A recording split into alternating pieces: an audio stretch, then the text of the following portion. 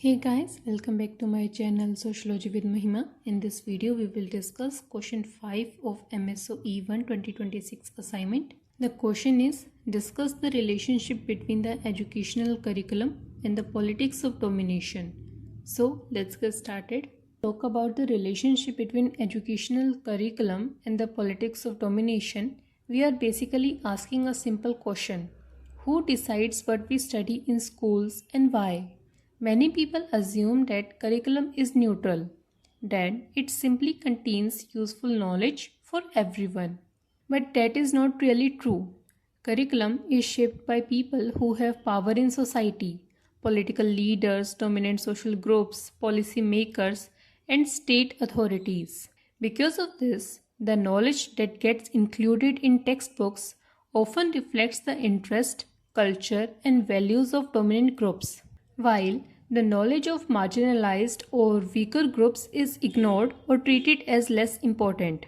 Over time, students from dominated groups may even begin to feel that their own culture or background is inferior.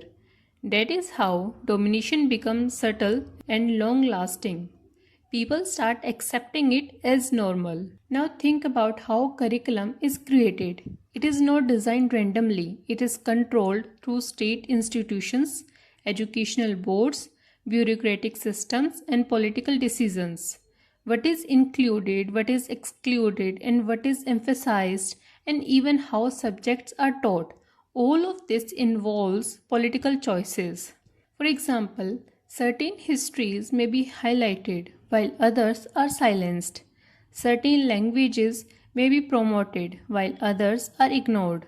This selective process ensures that dominant worldviews are continuously reproduced through education. So, schools are not just places where knowledge is passed on.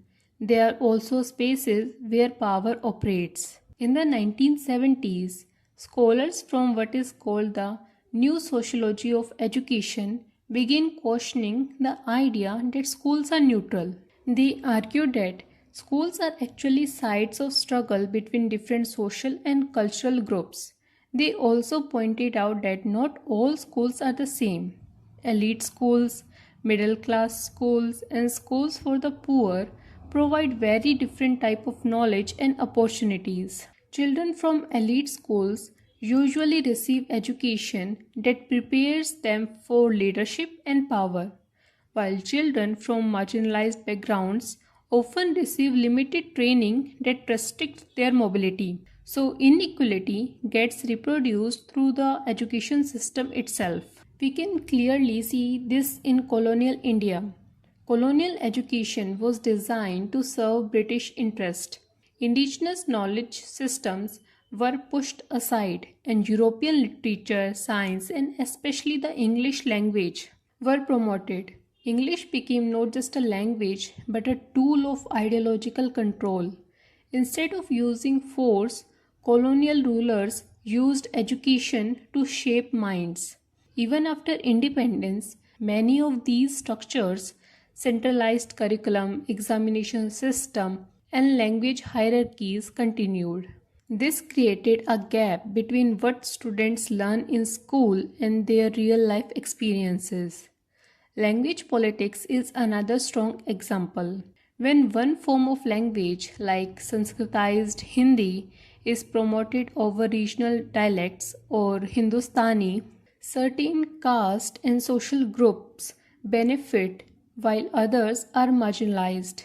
Similarly, in colonial times, girls' education was designed mainly to prepare them for domestic roles, not for independence or leadership. So, curriculum reinforced gender inequality as well. So, what should we understand from all this? Curriculum is not just about subjects or textbooks, it is closely linked to power.